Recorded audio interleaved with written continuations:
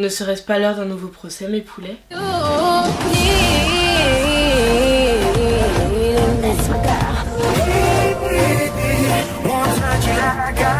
Bonjour tout le monde, j'espère que vous allez bien, j'espère en tout cas que vous allez beaucoup mieux que moi. Si vous m'avez pas vu depuis 2 semaines, c'est tout simplement parce que j'ai le Covid. Voilà, tous ces sons là que vous entendez, il y en aura sûrement un peu pendant la vidéo parce que ça fait 8-9 jours à peu près que j'ai fait mon test PCR qui est revenu négatif, que je suis éclatée, que mes abonnés Instagram savent à quel point je suis au fond du fond, mais j'ai au moins un peu retrouvé la voix et un peu d'énergie mes poulets pour pouvoir faire une vidéo sur un sujet qui est quand même d'actualité et important. Et là t'as tous les fans de Travis Scott qui vont être là en mode punaise, le Covid l'a pas emporté celle-là. Mais avant toutefois mes poulets que la vidéo commence, je vais vous raconter une toute petite histoire, une histoire qui est assez intéressante. Cette histoire là c'est l'histoire de Manon. Alors vous direz, mais c'est toi Manon. Et je vais vous dire, oui c'est moi Manon. Mais là on va parler de Manon d'il y a à peine quelques années. Manon d'il y a à peu près 3 ans, la Manon qui était encore sur les bancs de l'école. Il faut savoir que cette Manon là avait donc un boulot à mi-temps, un boulot étudiant comme vous connaissez bien. Également cette Manon là était boursière, n'avait pas souvent beaucoup de sous dans son compte en banque, mais cette Manon là aimait beaucoup le shopping. Et cette Manon là aurait bien aimé connaître le partenaire du jour qui s'appelle Poulpeo. Parce que Poulpeo c'est un service de cashback. Si vous connaissez pas le cashback, c'est simple. La traduction c'est l'argent qui revient.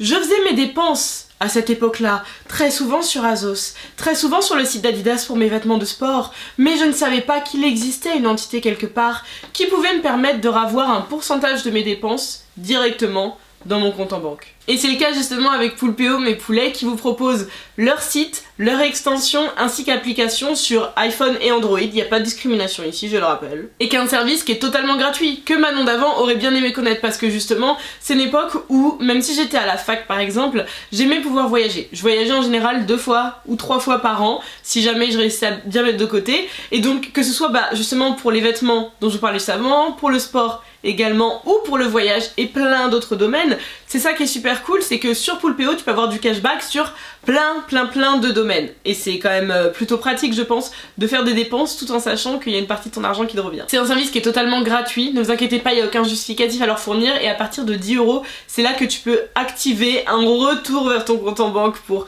profiter de tes euros. Alors attention, la partie qui vient est la plus importante parce que malheureusement la Manon d'avant n'a pas cette partie là. Parce que lors de votre inscription mes poulets, je vais mettre le lien dans la barre d'infos bien sûr, je vais vous laisser rentrer un mot précis, un petit code de parrainage qui est Derintia en majuscule, je vous le précise s'il vous plaît. Grâce à ça vous aurez 5 € offerts dès votre inscription et si sous 30 jours après votre inscription vous commencez justement à faire les cashbacks vers votre compte sur Poulpeo, il y aura 1 € offert au téléchargement de l'extension et attention, la dernière et la plus importante, en entrant Derintia à l'inscription, vous avez une chance, parce qu'il y a un tirage au sort, il y a un concours qui sera fait dessus, tout simplement, de gagner 100 € sur votre cagnotte Poulpeo mes poulets. 100 €, 100 €. Moi je dis ça, je dis rien, il y a Black Friday qui arrive, il y a les soldes d'hiver, il y a les fêtes, il y a tout ça.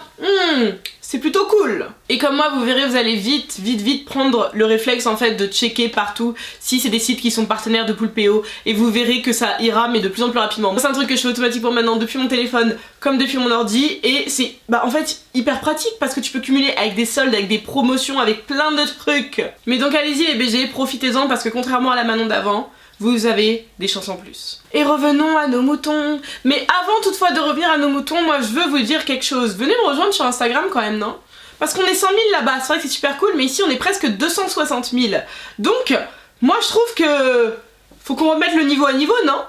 Si jamais vous étiez au courant ou non mes poulets, le vendredi 5 novembre avait donc lieu pour la première journée le festival Astrofest organisé par Travis Scott chez lui à Houston au Texas. L'événement a malheureusement vite tourné au drame à partir du moment où Travis a décidé de tweeter à ses fans que même si l'événement est sold out, s'ils sont dehors, ils n'ont qu'à forcer les portes et passer. Alors à partir de là c'était vraiment parti pour un fiasco, mais on n'aurait clairement pas pu s'attendre à ce que certains finissent à la morgue. Il faut savoir, si jamais vous n'étiez pas au courant, que les concerts de Travis Scott sont connus pour être des lieux de scènes violentes. Il y a énormément de personnes qui finissent avec bras, jambes cassées, à l'infirmerie pour justement qu'on leur recouse une arcade ou des choses comme ça. Mais donc face à ça, encourager un grand nombre de personnes à l'extérieur parce qu'il n'était pas que 100 à l'extérieur, pour créer justement un trop-plein à l'intérieur, face à un nombre de membres de la sécurité qui ne seront pas assez suffisants, c'était tout bonnement ce qu'on appelle de la mise en danger d'autrui. Et c'est pour ça que sur les réseaux sociaux, depuis les événements très tragiques, je m'évertue à répéter que Travis Scott a lui aussi du sang sur les mains.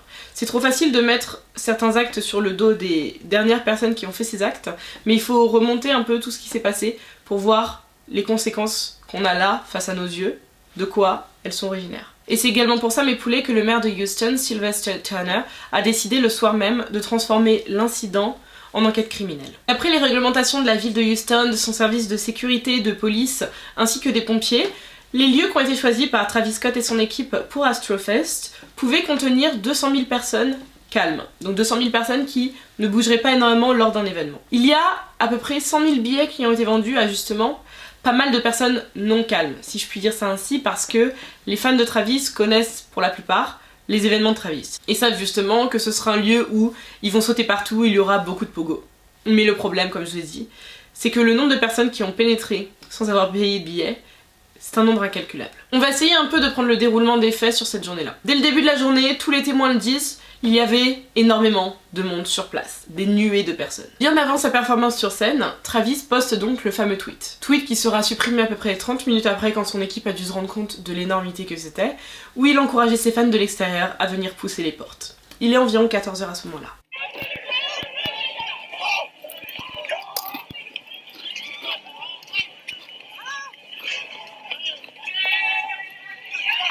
Il y a donc énormément de personnes qui poussent les portes, beaucoup de personnes pas du tout prévues qui rentrent, ainsi que de personnes qui, tout bêtement, sur les réseaux sociaux, voient qu'il est possible de rentrer de cette manière-là et qui vont venir de plus en plus, de plus en plus et de plus en plus grossir les rangs des personnes qui ont déjà leur billet. À l'intérieur, le mouvement de foule est sans précédent.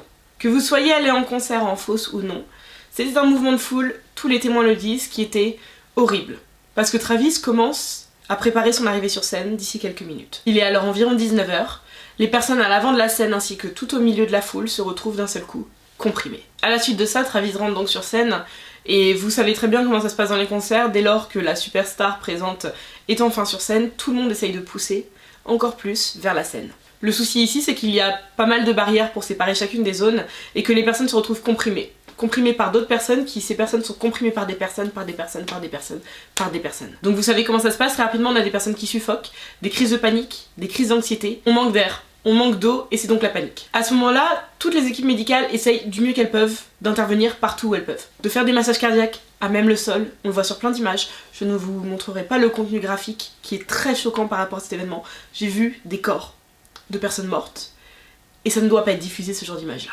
Mais on les voit donc courir de partout, tenter de lancer des bouteilles d'eau à des personnes pour tenter au moins de les rafraîchir au milieu de la foule, essayer de se frayer un chemin, mais c'est quasi impossible, la foule est trop compacte. On a même des images de l'ambulance, parce que vous savez il y a aussi les camions des ambulances, qui tentent de se frayer un chemin jusqu'aux cas les plus critiques, des personnes qui doivent être évacuées à l'instant, donc des personnes qui sont très sûrement déjà en mort clinique. Mais on voit les fans stopper les ambulances, sauter dessus, et les repousser, parce qu'apparemment ça leur gâche le show, je cite.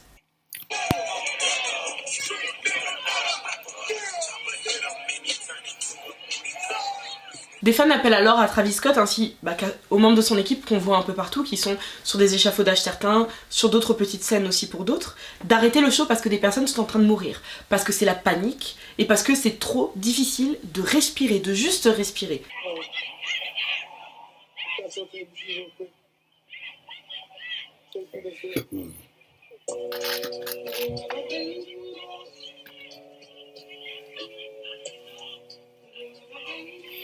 Bien entendu, personne ne les écoute. Après le chaos, c'est là qu'on a la douche froide déjà de se rendre compte, première chose, du nombre de personnes qui sont décédées, que des gens sont morts déjà. C'est la première chose, je pense. De voir l'énormité de l'horreur de la soirée, et de commencer à voir les retombées aussi, et les réactions des personnes autour de Travis qui n'ont rien trouvé de mieux à faire que sortir des faux violons et de mentir. On a par exemple Kylie Jenner qui était sur place et qui explique dans ses stories par la suite le soir qu'elle n'était pas au courant, que personne ne savait ce qui se passait, alors que dans ses précédentes stories Instagram, qui ont bien entendu été supprimées, quand elle filme Travis sur scène, on voit des ambulances ainsi que des équipes médicales qui courent de partout. C'est pas un infirmier, ce sont des équipes. Bien entendu, Travis Scott a dû lui aussi prendre la parole, vous imaginez bien, et a publié une story qui, à mon sens, se rapproche beaucoup plus de la commedia dell'arte, où il en fait tellement des caisses que c'est difficile de regarder jusqu'à la fin. To the ones that was lost last night. We're actually working right now to identify the families so we can help assist him through this tough time. Où il dit et reprend aussi les mots de Kylie en disant qu'il ne savait pas, qu'il était au courant de rien, qu'il a été mis au courant par son équipe par la suite, qu'il ne savait rien. Mais c'est assez rigolo dans la mesure où, à plusieurs moments, on le voit chanter, faire le robot avec autotune et fixer en fait des personnes qui se font réanimer une fois, d'autres personnes qui sont en train d'hurler d'arrêter le show.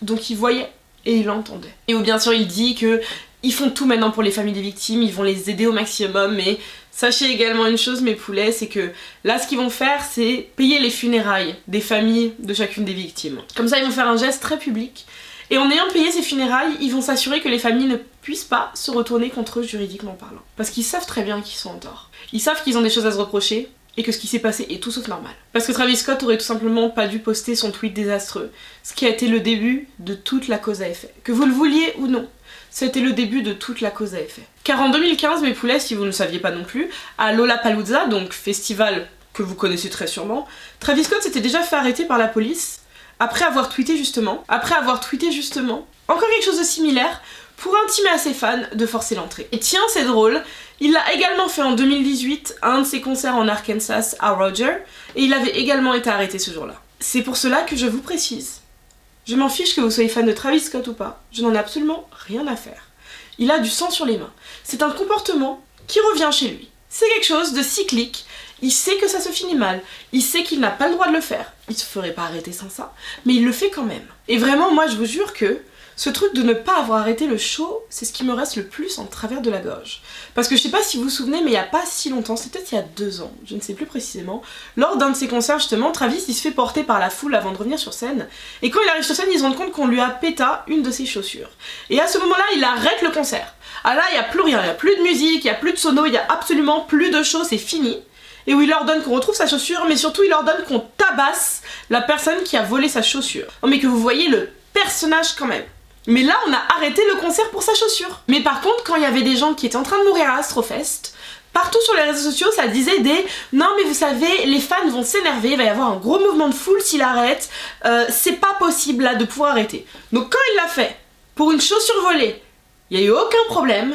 Mais par contre, là, des gens qui meurent, non, attention au soulèvement de la foule. Au total, sur place, mes poulets, il y avait 755 agents de sécurité et 528 policiers de la ville de Houston. Ce qui, à mon sens déjà, pour 100 000 festivaliers, ce n'est pas suffisant. Mais c'est à mon sens, uniquement à mon sens. Et là-dessus, c'est son équipe qui a du sang sur les mains. Parce que son équipe n'a pas su gérer la sécurité.